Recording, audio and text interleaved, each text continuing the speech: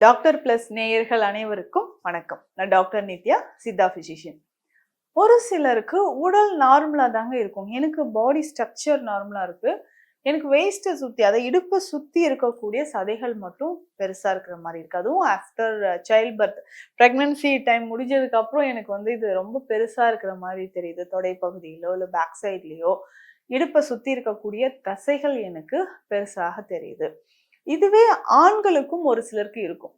நடுவுல central obesity அப்படின்னு சொல்லக்கூடிய அந்த தொப்பை பகுதியும் நிறைய பேருக்கு இருக்கும். இதை தொடர்ந்து பார்த்தோம்னா இடுப்பை சுத்தி இருக்கக்கூடிய தசைகளோ இல்ல தொடை பகுதியோ நமக்கு இந்த ஷோல்டர் சைட்ல இருக்கக்கூடிய பகுதியோ நமக்கு அதிகமான வெயிட் இருக்கிற மாதிரி ஒரு ஃபீல் பண்ணுவாங்க. இந்த மாதிரி உடல் பருமனோட சேர்த்து இடுப்பு பகுதியில் இருக்கக்கூடிய தசைகளை குறைக்க நம்ம என்ன பண்ணலாம்? பொதுவாக எதனால நமக்கு இப்படி இருக்குன்னா, பெண்களை பொறுத்த வரைக்கும் ஃபேட் அதிகமான கொழுப்பு இடுப்பை சுத்தி தான் படிய ஆரம்பிக்கும் ஃபர்ஸ்டே. ஸோ வெயிட் போடுறாங்க, நார்மலா இதுதான் ஸ்டார்டிங் அப்படின்னா, வெயிட் போடுறாங்கன்னா இடுப்பை சுத்தி இருக்கக்கூடிய தசைகள் நமக்கு பெருக்க ஆரம்பிச்சிடும். இதுல எக்ஸ்ட்ராவா இருக்கக்கூடிய ஃபேட் எல்லாமே டெபாசிட் ஆக ஆரம்பிக்கும். அதுக்கப்புறம் முக்கியமான ஒரு காரணம் அப்படின்னு பார்த்தோம்னா, லிவர் ஃபங்க்ஷன்ல ஏதாவது பாதிப்பு இருந்துச்சுன்னா, அப்போ இந்த ஃபேட்டை நமக்கு மெட்டபாலிசம் முடிஞ்சு அது செரிமானம் சரியா நடக்கல அப்படின்னா, லிவர் ஃபங்க்ஷன்ல ஏதாவது பாதிப்பு இருந்தாலும் நமக்கு என்ன ஆகுதுன்னா, இந்த மாதிரி ஃபேட் அங்கங்க நம்ம உடல்ல தேங்க ஆரம்பிச்சிடும். இதுவும் ஒரு காரணம். அடுத்ததாக நம்மளுடைய ஃபுட் ஹேபிட்ஸ், உணவு முறைகள் அப்படின்னு சொல்லலாம். உணவு முறைகளை பொறுத்த வரைக்கும் நம்ம ஆரோக்கியமான உணவை தான் சாப்பிட்றோமா, எந்த மாதிரியான உணவுகள் நம்ம இப்போ சாப்பிட்டுட்டு இருக்கிறோன்றத நம்ம தெரிஞ்சுக்கணும்.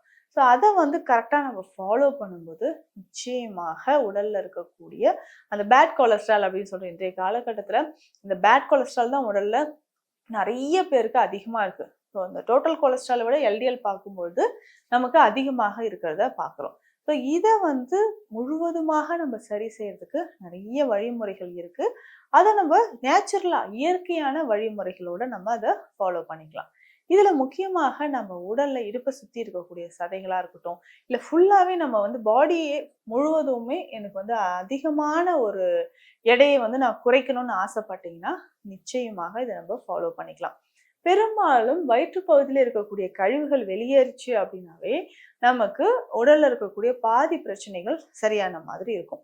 அப்போ குடல் பகுதியில் இருக்கக்கூடிய கழிவுகளை வெளியேற்றுவதற்கான வழிமுறைகளை நம்ம ஃபாலோ பண்ணணும்.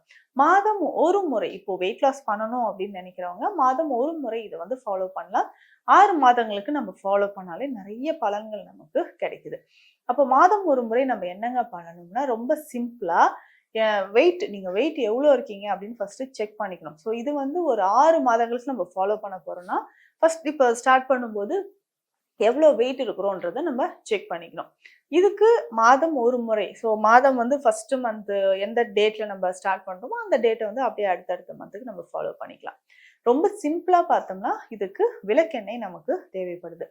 விளக்கெண்ணெய் பொதுவாக நம்ம உள்ளுக்கு குடிக்கும்போது குடல் பகுதியில் இருக்கக்கூடிய கழிவுகளை நமக்கு வெளியேற்றுதுன்னு சொல்லலாம். நிறைய பேருக்கு இந்த கான்ஸ்டிபேஷன், மலச்சிக்கல் தொந்தரவு இருக்கும். ஸோ இதை சரி பண்ணணும்னாலும் நம்ம நம்ம விளக்கெண்ணெயை பயன்படுத்தலாம்.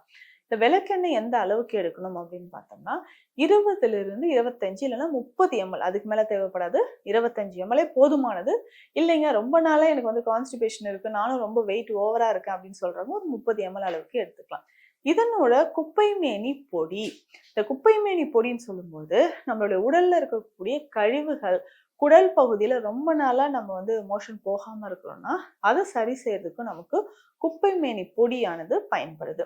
குப்பைமேனி பொடியும் இந்த விளக்கெண்ணெயோட போட்டுட்டு நல்லா கலந்து காலையில எம்டி ஸ்டொமக்ல அதை குடிச்சிடணும். ஸோ நம்ம உணவுலாம் எடுக்க வேண்டாம், காலையில கொஞ்சம் தண்ணீர் குடிச்சிட்டு இதை குடிக்கலாம். ஸோ இந்த மாதிரி மாதம் ஒரு முறை நம்ம பண்ணும்போது நம்ம உடல்ல என்ன மாற்றம் நடக்கும்னா, ஸோ வயிற்று பகுதியில் இருக்கக்கூடிய கழிவுகள் கொஞ்சம் கொஞ்சமாக வெளியேற ஆரம்பிக்கும். ஸோ ஃப்ரீ ரேடிகல்ஸோ இருக்கட்டும், இல்லை கான்ஸ்டிபேஷன், மலச்சிக்கல் தொந்தரவா இருக்கட்டும், இதனால ஒரு நல்ல ரிலீஃப் நமக்கு கிடைக்குது அப்படின்னு சொல்லலாம். ஸோ இதுல குப்பைமேனி பொடி எவ்வளவு சேர்க்கணும் அப்படின்னு பார்த்தோம்னா, ஒரு 1/2 ஸ்பூன் அளவுக்கு சேர்த்தாலே போதுமானது. அந்த எண்ணெயை அப்படியே குடிச்சிட்டு அதுக்கப்புறமும் கொஞ்சம் வெதுவெதுப்பான தண்ணீரை குடிச்சோம்னா நமக்கு என்ன ஆகும்? குடல் பகுதியில் இருக்கக்கூடிய கழிவுகள் வெளியேறும். இந்த மாதிரி தொடர்ந்து மாதம் ஒரு முறை ஒரு 5 to 6 மாதங்கள் நம்ம செய்யும்போது கண்டிப்பாக நமக்கு உடல் எடையில நல்ல ஒரு முன்னேற்றம் தெரியறத பார்க்கலாம். நல்லாவே குறைஞ்சிருக்கும். இதனோட நம்ம சாப்பிடக்கூடிய சில வழிமுறைகள். இப்ப காலையில ஒரு நாளைக்கு ஒரு வேளையாவது சமைக்காத உணவு வந்து நம்ம ஃபாலோ பண்ணிக்கணும். சமைக்காத உணவுனா அந்த முளைக்கட்டிய பயிறு வகைகள் கொஞ்சம், அதுக்கப்புறம் ஃப்ரூட்ஸ் கொஞ்சம், வெஜிடபிள்ஸ் கொஞ்சம், இந்த மாதிரி சாலட் மாதிரி தினமும் காலை உணவாக நம்ம அத மாற்றி சாப்பிடும்போது, நம்ம உடல்ல தேவையற்ற கழிவுகளினோட தேக்கம் வந்து மறைய ஆரம்பிக்குது. முக்கியமாக அந்த பேட் கொலஸ்ட்ரால் லெவல் கொஞ்சம் கொஞ்சமாக குறைய ஆரம்பிக்கும். இதனோட வேறு என்ன மருந்துகள் சாப்பிடலாம்? நம்ம வந்து விளக்கெண்ணெய் சொல்லிட்டோம், குப்பைமேனி மாதம் ஒரு முறை சொல்லிட்டோம். இதனோட சேர்த்து சாப்பிடக்கூடிய மருந்து முறைகள் ஏதாவது இருக்கா அப்படின்னா, நிச்சயமாக இருக்கு. அந்த மருந்து வகைகள் அப்படின்னு பார்த்தோம்னா, நத்தைச்சூரி சூரணத்தை நம்ம பயன்படுத்தலாம். இந்த நத்தைச்சூரி சூரணம் அப்படின்னு சொல்றது, இந்த நத்தைச்சுரிக்கு ஒரு பெஸ்ட் ஆக்ஷன் என்னன்னா, நம்ம உடல்ல இருக்கக்கூடிய அந்த எல்டிஎல் கொலஸ்ட்ரால், அது பேட் கொலஸ்ட்ராலை வந்து கண்ட்ரோல் பண்றதுக்கு பெஸ்ட் ஹெர்ப் அப்படின்னு பார்த்தோம்னா இதுதான். இந்த நத்தைச்சூரி சூரணம் அப்படின்ற மாதிரி மருந்தாகவே சித்த மருத்துவத்துல இருக்கு. இதை வந்து ஒரு ஸ்பூன் அளவுக்கு எடுத்து போட்டு 2 கிளாஸ் தண்ணி விட்டு நல்லா 1 கிளாஸா வந்ததுக்கு அப்புறம் ஃபில்டர் பண்ணி நம்ம குடிச்சணும்.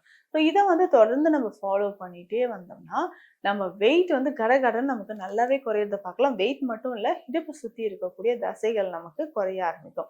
அதற்கு ஏற்ற மாதிரியான உடற்பயிற்சியை நம்ம ஃபாலோ பண்ணிட்டு வந்தோம்னா, உடல் எடையோடு சேர்த்து நம்ம என்ன பண்ணலாம்னா, இடுப்பை சுற்றி இருக்கக்கூடிய தசைகள் அதை வந்து நம்ம குறைச்சிக்கலாம்.